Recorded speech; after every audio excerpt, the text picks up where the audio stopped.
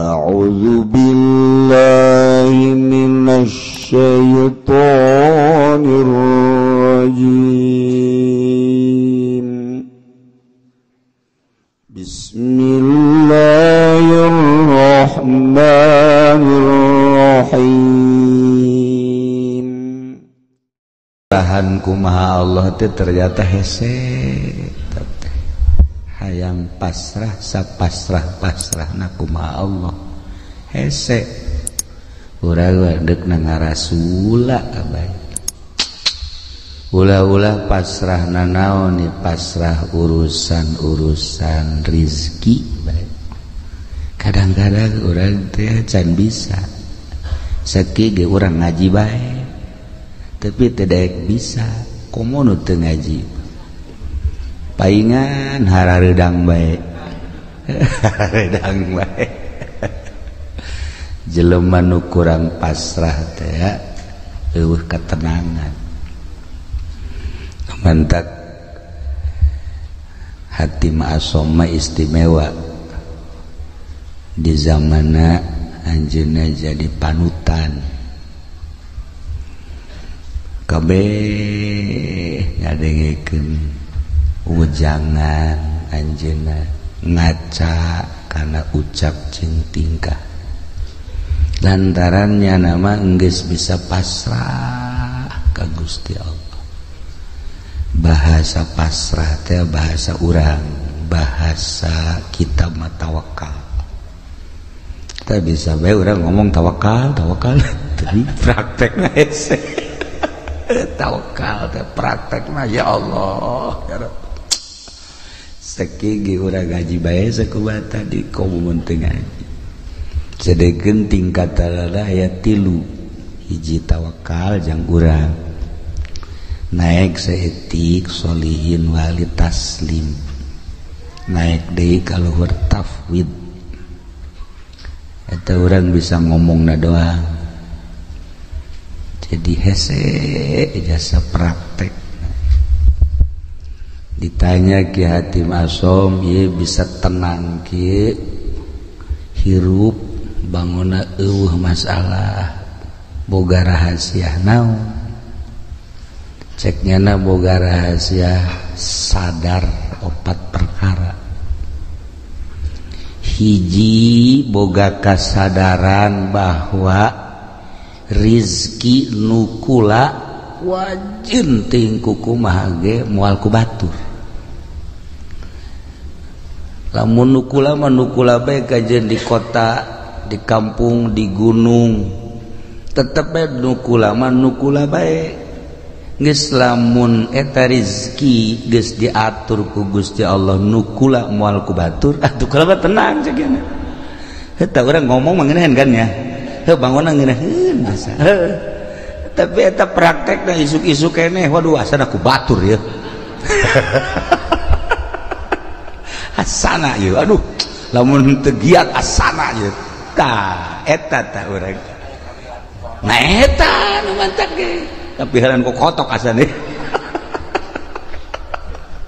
tah mantap kula tenang jak jada moal wajen kumaha ge nukula tetep nukula bae nu lain tetep bae nu lain tah eta tah urang geus nyaho kos kitu teh geus nyaho tah jang ketenangan urang tawakkaltu 'ala Allah wala haula wala quwata illa billahil aliyil azim pasrah diri ka Allah urang mah teu daya teu upaya geus diatur ku Gusti Allah urang tinggal sadarna jeung praktekna tanu hese tah bisa eta beta hiji tah merdeka urang hirup merdeka tah urang hirup tenang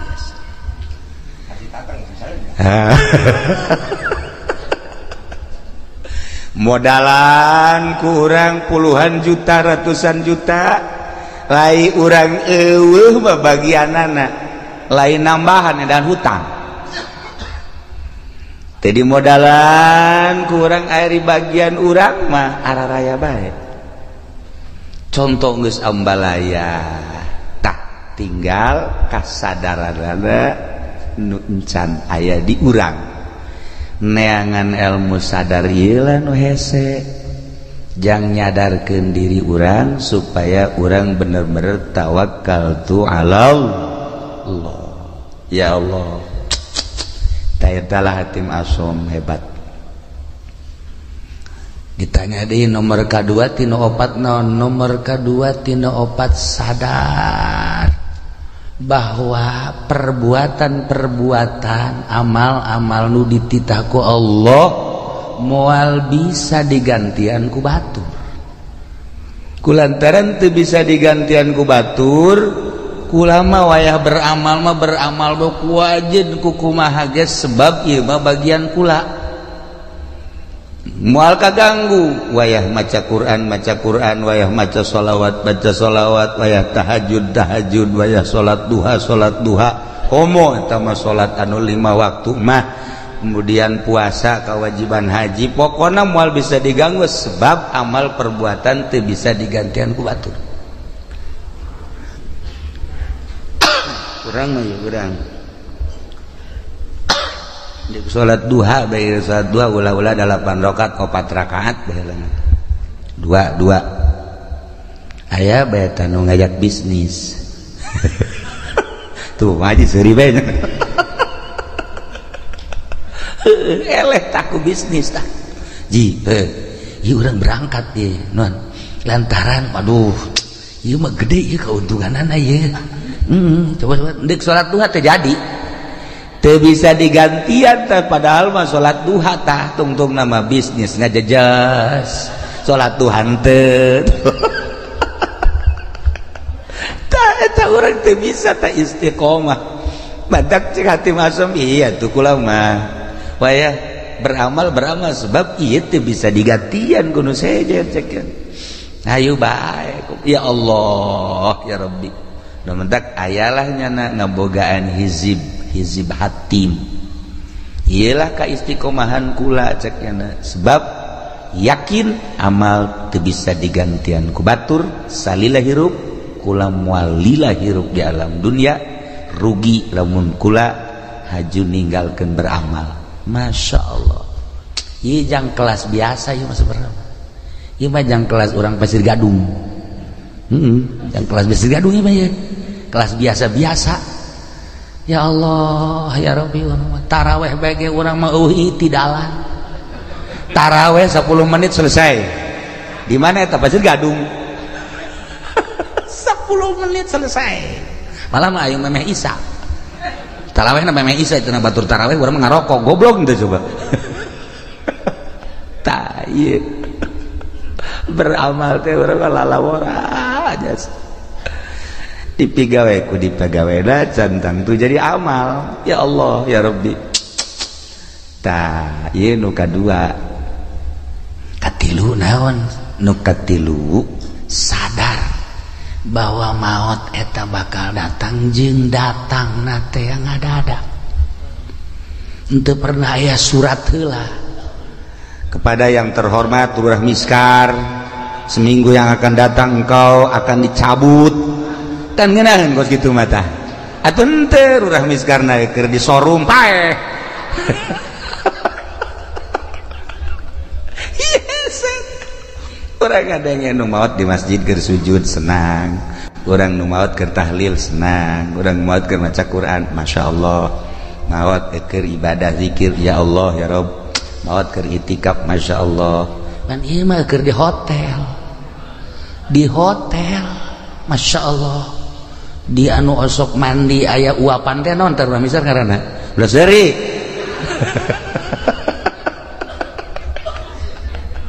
dah lantaran ieu maot ngadadak teu pernah dibejaan deui urang nah cek Hatim Asom nu mata kula mah selalu inget ka maot sakumaha nu dicaritakeun ku Kangjeng Rasulullah Muhammad sallallahu alaihi wasallam yakni aksiru min zikri hazimil lazat lobakeun eling kanu megatkeun kana kanikmatan paeh kula mah terus bae sakena inget ka paeh teh terus bae inget ka paeh inget ka alam barzah inget ka akhirat inget ka bakal dihisab inget ka bakal kapanggih jeung Gusti Allah. Masya Allah. Taya nu mantak urang haju daya katadi ka mana ka pantai cerita gitu kan. Nah eta kan poho kapae. Haju segala ka mana di lebaran coba bejakeun ka mana. Tuh solear tuh ngakurkeun beungeut. Tama jeung Zainuddin tah. Jeung pendi ka ditu. Eta kan ngaranna poho kapae eta kos kitu ya Allah ya Rabbi. Kasep-kasep kurang diakur-akurkeun jeung solear. Masya Allah. Lamun tadi ayat anu dibaca ayat khauf eta teh diawalina ge ku ya ayyuhan nasu taqu rabbakum. Hei manusia sing sarieun maneh ka Allah. Dititah urang sieun ka Allah. Dititah sieun ka Allah. Lamun urang geus boga sieun bae ka Allah aman. Belajar sieun teh ka Allah teh kudu belajar. Sebab lamun teu belajar moal bisa belajar, tentu belajar teh kudu aya guru. Abeh bisa, saenggeus bisa, abeh jadi adat atas sieun teh. Ulah kamari sieun walian teh. Bulan kamari mah aya atas sieun. Barang lebaran mah eueuh. Di bulan Ramadan mah aya ngerenjed sieun ka Allah barang lebaran. Oh. Masya Allah, Masya Allah, manggi awewe make calanana sakieu. Tadi dongeng kakula dongeng jelema. Dongeng aya jelema ceritana bulan puasa teh tarawihna hebat, maca Qur'an hebat. Barang lebaran pan nyana teh anu kuari ngojek teh naon ngaranna? Anu ngojek teh naon ngaranna? Grab. Manggi sewana Cina marake sakieu. Cek ada iya aing urut kamari bulan puasa tapi manggih sewa kos ilah cek teh jadi tukang ieu nya jadi tumpakeun ku nya dua dirempet aju nyedak cek nya teh cek jangan ke depan atuh cek jangan nempel tuh enggak enak cek aju nempel Gojek tolol cek nya teh ngidakeun jasa jadi ping-pingna putih. Nah, kadi teh beres dianterkeun ku nyana ka perumahan. Barang di perumahan aya di telepon sabang sakene kos kitu deui. Jadi eta bulak-balik teh boga sewana ka beneran kos kitu meureun teh mah gogodan ti Gusti. Atuh meureun gogodan teman ti Gusti. Ya Allah ya Rabbi kapetingkeun mah make sempak doang. Make sempak doang jaknya ieu sararial jasa jaknya sewa aing kudu kos kieu. Eta nyana aju ngalamun bae di imah aing eureun bae kitu ngojek cekeun ieu sewana nu kos karari bae teh seputar lebaran teh bu kamari mah aing cenah tarawih maca Quran aya ngerenjed teh sieun ka Allah barang boga sewa kos kitu dibere nomor SMS kalau bapak butuh nih nomor saya sial cekeun ieu nang tangan kieu cekeun tah ieu lah ngerenyed sieun teh lamun encan dipelajari ku urang bakal leeh bae sieun teh lamun ku urang teu dibisakeun bakal eleh bae sieun teh lamun ku urang teu diadatkeun atuh eleh bae cacak-cacak urang ye urang nu sok ngaraji bae sieun ku urang ka Allah buktina ngeridit ya terus bae bang aja terus bae ya urang neuleuh awewe atuh nu kira-kira geulis mah jatelok kicep-kicep. Terus bae berita kan eueuh sieun tah malah hook. Da ieu ittaqu rabbakum. Sing sarieun maraneh kabeh ka pangeran. Inna zalzalata saati syai'un 'azim. Geus dibejakeun sagede kumahana cik ahli bilagah mah ku pohara-poharana dina kirohkeun. Syai'un 'azim saenya-nyana gunjlang genjlongna dahsyatna kiamat eta teh syai'un 'azim dijelaskeun kabelah dituna tazhalu kullu murdi'atin amma arda'at yauma tarawnaha anjeun bakal neuleuh geula di poe kiamat eta jelema anu nyusuan poho ka anak. Di mana indung poho ka anak moal aya tetapi ieu mah dilucuteun bae ku dahsyat-dahsyatna. Coba eta masyaallah tazhalu kullu murdiatin amma ardhat wa tadau kullu dzati hamlin hamlaha. Nu reuneuh ngadadak ka juru, nu reuneuh ngadadak brek ka juru, geus acak-acakan geus acak-acakan masyaallah. Bahkan leuleuh jelema teh sukaro wa mahum bisukaro marabok sing goleah padahal mah teu mabok teh naon, teu mabok teh naon. Eta kadahsyatan poe kiamat. Sabenerna mah kiamat eta di hareupeun urang, kiamat eta di hareupeun urang, di hareupeun urang teh kiamat kubro engke kiamat sugro hae nu tadi dicaritakeun teh maot. Emang maot kumaha gitu dedeleuan nu ieu teh pan dirobah lah. Kajeun teuing molotot kieu ge di kieu-kieu tah ku urang di kieu-kieu wal bisa dirobah ku Allah dedeleuanna teh.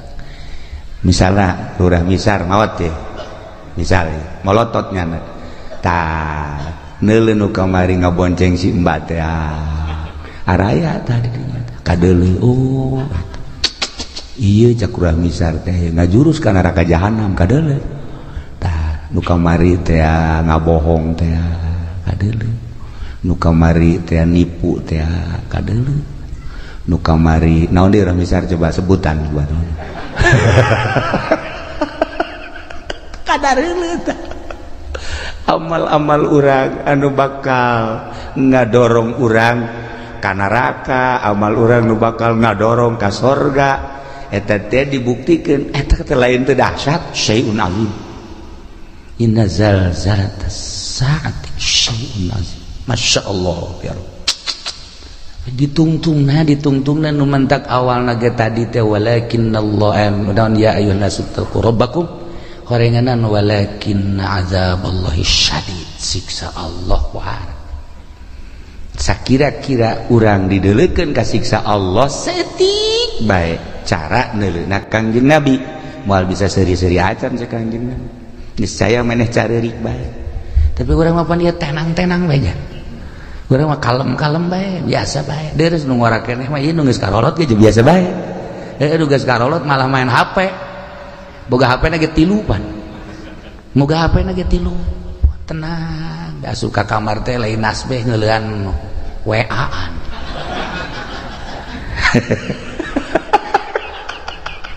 Ini kumaha coba ieu lalakon ieu kuan. Ini kumaha coba lalakon duan masyaallah karim. Nah, iya deuk rahasieuna urang ka Gusti Allah. Geus dibejakeun kedahsyatan kiamat seperti eta, geus tidak bejakeun maut eta seperti eta, tetapi orang biasa-biasa bae. Ya Allah, ya Rabbi. Nah iyalah urang berarti masih dangkal keneh sieun ka Gusti Allah Subhanahu wa ta'ala. Dititah urang sieun mah bahkan sieun eta jadi makom khauf. Lamun geus sieun jadi makom kabelah dituna ciri jelema anu geus sieun ka Allah haju sieunna jadi makom sanajan teu sare teu tunduk. Cirina kitu beta sanajan teu sare teu tunduk.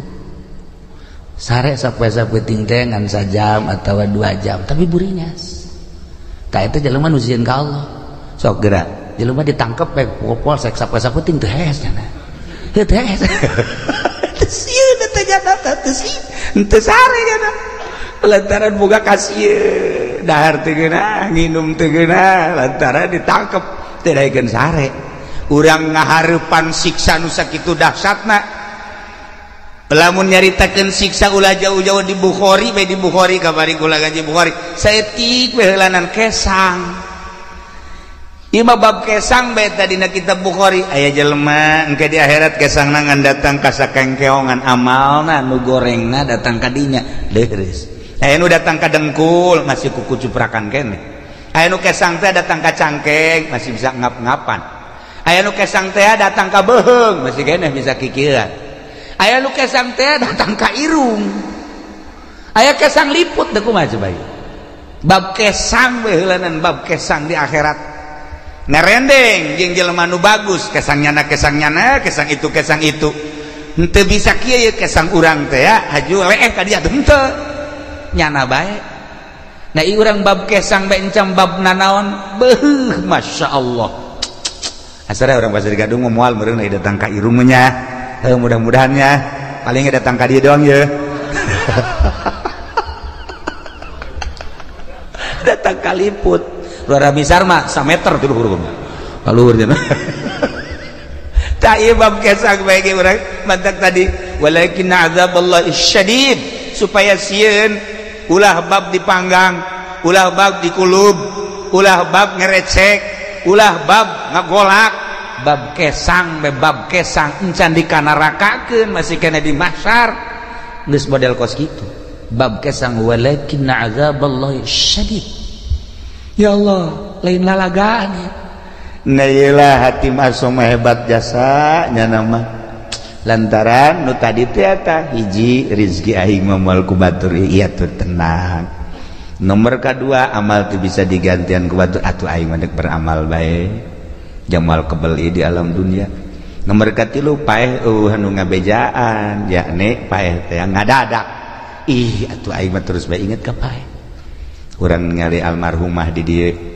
atupan biasa dongengna Isa biasa keneh terus ngobrol keneh dihudangkeun sahur batalagaan keneh maksudna pajar hirup keneh tapi ternyata kan teu aya nah coba eta seperti kitu kula ngadenge deui carita di Cikande tamu sok biasa ka imah atuh sehat bugar eueuh kumaha mentas keliling datang ka imah maot coba eta aju di belaraja kabari carita tamu sarua bae pantes buka aju salat maghrib samarga iga imah ngopi gitu terus kieu beli kursi titah ku pamajikan ditaraweh pareng seueur ayo coba eta loba ye dongeng seputar naon gara-gara lebaran nu nyaritakeun maot ngadadak tidak maot ngadadak teh atuh teu kajahoan deui ya Allah ya Rabbi nah eta terjadi kabatur atuh ka urang wallahu a'lam aju terus itu nu nyaritakeun naon gara-garana kapal tibalik mah eta mapan berjamaah meureun maot mah ratusan jelema dan lain-lain sebagainya anu kaditu nu ka Bogor teh aju cicing di sisi jalan aju neuleuh cai mandi ka bawah ku cai tadi kuno yang irin segalanya meureun malakal maut geus kieu bae aing nungguan sia cak ada teh nah jadi lamun urang carita seputar sieun geus datang ka mana urang sieun ka Allah geus datang ka mana mentak carita Al-Qur'an nikmat ku urang faman zuhziha 'anil nar wa udkhilal jannata faqad faz wa bal hayatud dunya illa mata'ul ghurur jelema nu bisa ngajauhan neraka aju diasupkeun ka sorga jauh tina neraka aju asup ka sorga etalah nu bahagia usahakeun ku urang ngajauhan tina neraka berarti larangan-larangan ti Gusti Allah ku urang jauhan perintah-perintah Allah laksanakeun ieulah jelema nu faz wa mal hayatud dunya illa mata'ul ghurur teu aya kahirupan dunia kecuali tipuan tapi urang mah teu ngarasa ya katipu ku dunia teh teu ngarasa teu daekeun ta urang teh boga perasaan bahwa dunia teh nipu ka urang teu daek malah urang mah cinta jasa karena dunia teu daek boga pikiran bahwa dunia teh penuh ketipuan aing asana katipu ya ku dunia henteu malah urang mah bobogohan bae jeung dunia teh geus lain bobogohan deui mencintai bahkan bakal lain mencintai deui leuwih ti cinta naon ya resep cinta resep dunia teh henteu bae urang teh boga pikiran dunia teh penuh tipuan masyaallah karim teu daekeun dah ya itulah para jamaah kaum muslimin wal muslimat rahimakumullah terakhir ya hatim naon si nuka opat bakal mentak jadi tenang gitu nuka opat boga perasaan sadar-sadarna bahwa Allah teh neuleukeun bae ka kula teu pernah sadetik henteu neuleukeun ka kula etalah cek Hatim Asom anu kula terus-terusan ibadah ka Gusti Allah, berbakti ka Gusti Allah, datang ka boga perasaan diri kula sorangan eueuh kusebab terus bae dideleukeun ku Gusti Allah. Teu pernah teu asa teu kadeuleuh Gusti Allah teh, jeung teu pernah asa teu dideleukeun ku Gusti Allah. Nah, lamun urang bisa nu opat perkara geus bakal bahagia. Urang bisa nopat perkara tadi, urang bakal sorga. Hiji sadar bahwa rezeki nu urang moal ku batur, tenangkeun diri urang. Kitu cenah kiai ulah usaha, saha nu nita ulah usaha. Usaha mah usaha ke sia, ajuna ngawarung eureun, tani eureun. Kararieu becak pamajikan kapan teu ngawarung? Lah tu deui urang aya urang mun urang ieu. Aya mun teu bae. Asana moal kebal pamajikan balik. Atuh usaha bantak ieu mah kelas urang, tawakal mah kelas urang. Usaha ngan pasrahkeun ka Gusti Allah, ja usaha naga dititah ku Allah, urang boga tanaga-naga nu Allah, sagala rupa diatur ku Allah, usahana make aturan Allah. Jeung lain usahana nu diulah, ta'alluqna cumantel kana dunyana nu ulah mah. Adapun usaha nama yang kebutuhan urang, yang kebutuhan pemajikan, yang keluarga atuh dititah ngan aya aturanana make syariat ngaranna ieulah tawakal. Ieulah nu kitu ngaranna tawakal. Ketika Kangjeng Nabi nyaritakeun tawakal, sahabat ngadengikeun bae kieu. Jahe ka harti ta ku sahabat teh. Hiji mangsa sahabat dagang make onta. Sanggeus dadagang kana onta ka pasar, tutup panten deui ka onta, balik ke Madinah ke masjid. Aju ontana tenden di harapan masjid, nyana ngadoa ka Allah, ya Allah ya Rabbi, abdi nu Allah, onta abdi nu Allah, barang naga nu Allah, ku ari deuk ditawakalkeun dipasrahkeun ka Gusti, abdi erek perjamaah jeung Kangjeng Rasul. Onta ada di luar kalian biasa cukup berarti syariat nyana ka masjid sholat wiridan beres keluar onta anu maling nyana ngadoa deui ka Gusti, ya Allah ya Rabbi atuh teh dipalingi lain abdi nu Gusti atuh onta nu Gusti barang naga nu Gusti anu maling naga nu Gusti sabada Gusti eta hebat teh jelema teh. Eta hebat tak kos gitu karena papasrah. Sabodo Gusti geus pokona bae. Jangan ngalamun bae kieu ye.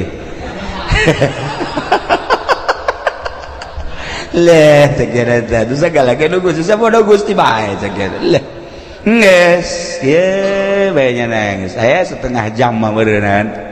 Terus bae aing hideuk balik aing ieu naik naon cek eta. Duit dibawa, barang dibawa kabeh di onta lah. Tawakkaltu 'ala Allah. Geus beres menang sajam teh aya nu nganterkeun ka dieu menang sajam aya nu nganterkeun onta berikut barang-barang kaget nyana kakarage nyana neuk balik tanya ku nyana ayeuna onta tas di mana kula pamalingan cek nyana teh aju kula dibawa bagus dibawa geus dibawa di jalan aya nu ngahadang jelema teu wauh ka kula teu wauh ka nyana teu ngomongna naon ngan ngomong sakieu doang sia maling jelema nu tawakal ka Gusti Allah lamun teu dianterkeun bacok sia ku aing kula ngalawan cek nyana begitu ngalawan disempring leungeunna pegat sakit akhirna ditalian leungeunna dibabandulkeun ka di tayeu leungeun kula akhirna kula cek kula teh geus kula neuk ngabalikeun ieu balik bawa ente kula mah deuk nyarita bae ari ieu rombongan jin apa malaikat apa setan apa jelema ulah nyaho cek nya ulah nyaho balikeun geus ya aduh aing teu meunang nyaho cek nya ayeuna dibawa deui leungeun bari geus buntung sakieu nah jadi jelema nu tawakal teh bakal ditangtayunan ku Gusti Allah Subhanahu wa ta'ala kajen ku kumaha ge sok geura tawakal ka Allah. Nah, ingat orang mah bisa ngan ngomong doang tawakal, dek hari dek munggah haji beka karat ngalengkah suku hareup. atuh bismillah tawakkaltu 'alallah wala haula sungut doang hate mah henteu pasrahkeun ka Gusti Allah hiji cek hatim asom rizki nu urang moal ku batur inget ka dongeng abah bae kukula sok didongeng-dongengkeun aya jelema keur ngadahar jagong teh begitu ngadahar jagong kakarage datang ka dieu nah aya kotok jalak sia cek jalan teh watu eta diudang kotok jalak teh atuh cepat geus teu beunang balik deui ka imah nah cek jana horeganan geus datang ka sumut ge aya lain rezeki mah dipacokotok bacokotok keur ngalamun bae ge nang 10 menit ngahanju-hanjunya aya jelema tetangga Assalamualaikum waalaikumsalam menaon kula boga tanggal jagong di kulub ya jamang haji tadi gua indek di dahar sekian tadi pacokotok ka ditu ieu gua datang sapiring ieu tah ieu tawakal lamun urang napak kurang tawakal nu lain rezeki urang geus datang ka sumut ge ka dieu lain nu urang mah lain bae dasar nu urang kajenting jauh ti mana datang bae kula asok aya merenung saeutik aya urang Lampung datang ka imah Masya Allah temawa kadu geus rapi jasa cucukan dibawa ku jana sebelah tilu niku salah kula mah ka dieu teh cenah ieu boga tangkal kadu di imah alhamdulillah amis saya inget ka kiai cek cenah teh kula diberesin kula mah nganterkeun doang kula deuk balik deui nganterkeun kadu ti Lampung nganterkeun ngan genep-genepna deui coba eta ya Allah ya Rabbi Masya Allah yes jadi tanah nyana balik itu bere ongkos bung jangan kalau mah inget baik kiai beres kan dihitung gak aku lah pemajikan anak kabel mantep ya pas dibukaan teh aya tamu udah beuki jasa ka kadu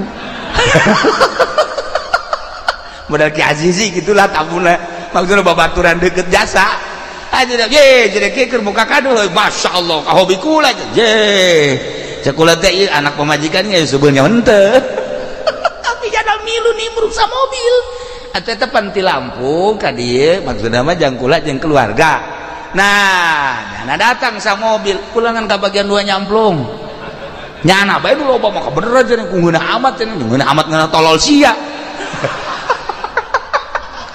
tapi kulantaran rizkina beureunanan Masya Allah atuh masalah rizkinya anak nah kos kitulah Allah ngatur lamun ku urang di tapakuran pohara jasa di Lampung datang jangkula jol dibelah teh aya tamu anu akrab jasa tamuna barengan ngadahar siring nyamplung Allah ngatur seperti eta ulah boga pikiran kieu mun ulah waka dibuka mah seubeuh meureun ulah boga pikiran gos kitu lantaran memang geus rezekinya anak nah lamun urang pasrah bahwa rezeki urang moal ku batur nu batur moal ku urang tenang 2 amal mal bisa digantian ku batur anak itu urang kudu sigreg 3 maot eueuh nu ngabejaan ngada-ada kabeh ge maot mah dek datang nomor ka 3 Allah deuleukeun bae ka urang sadetik teu pernah teu deuleukeun bahasana ge laisa baini wa bainaka bainun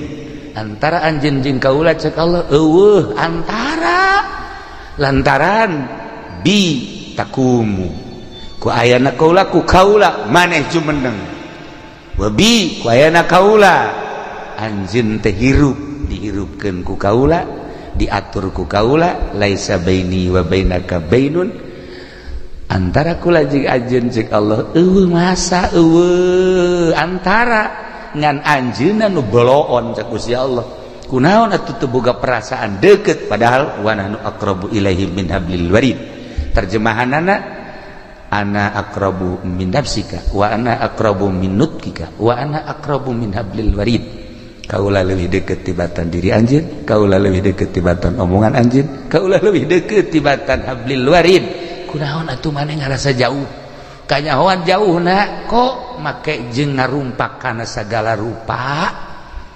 larangan-larangan kaula nu haram nu subhat jeung sajabana berarti anjeun teu asa diperhatikeun ku kaula. Itulah para jamaah. Wallahu a'lam.